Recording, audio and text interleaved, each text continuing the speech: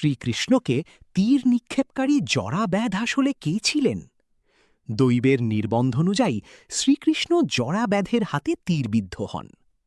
গান্ধারীর অভিশাপে নিজেদের মধ্যে যুদ্ধ করে যদুবংশের সবার মৃত্যু হওয়ার পর কৃষ্ণ একদিন বিষণ্ণ মনে প্রভাস তীর্থের ধারে একটি গাছের উপর পা ঝুলিয়ে বসেছিলেন।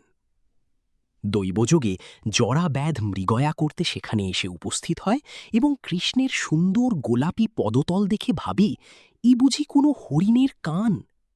তাই হরিণ ভেবে জরাব্যাধ কৃষ্ণের চরণে তীরবিদ্ধ করে। তারপর কাছে এসে সে যখন দেখে ভগবান কৃষ্ণ তার তীর দ্বারা বিদ্ধ হয়েছেন, সে খুব ভয় পেয়ে যায় এবং কৃষ্ণের চরণে প্রণাম করে বিলাপ করতে থাকে।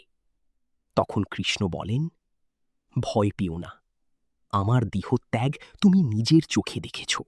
সেই পুণ্য তুমি স্বর্গে যাবে, আর এই পুরো ঘটনাই ছিল দৈব নির্দিষ্ট। আমি যখন রামচন্দ্র অবতার রূপে ছিলাম, তখন বালি ও সুগ্রীবের মধ্যে যুদ্ধ লাগলে বালিকে বধ করে সুগ্রীবকে রাজা করেছিলাম। সেই জন্মে তুমি বালির পুত্র ছিলে। পরে তোমাকে বর দিতে চাইলে তুমি আমার কাছ থেকে পিতৃহন্তাকে মারার বর চেয়ে নিয়েছিলে। সেই প্রয়োজন হেতু তুমি এই জন্মে ব্যাধ রূপে জন্মগ্রহণ করেছ এবং তোমার ছোড়া তীরে আমার এই জন্মের অবসান হচ্ছে। এবার তুমি মুক্ত হয়ে স্বর্গধামে যাবে। কৃষ্ণের কথা শেষ হলেই পুষ্পবৃষ্টি হতে শুরু করে এবং একটি মনোহর দিব্য রথ আসে ব্যাধের সামনে। জরাব্যাধ তখন কৃষ্ণের চরণে প্রণিপাত করে সেই রথে আরোহণ করে স্বর্গধামে গমন করেন। এরপর কৃষ্ণ দেহত্যাগ করেন।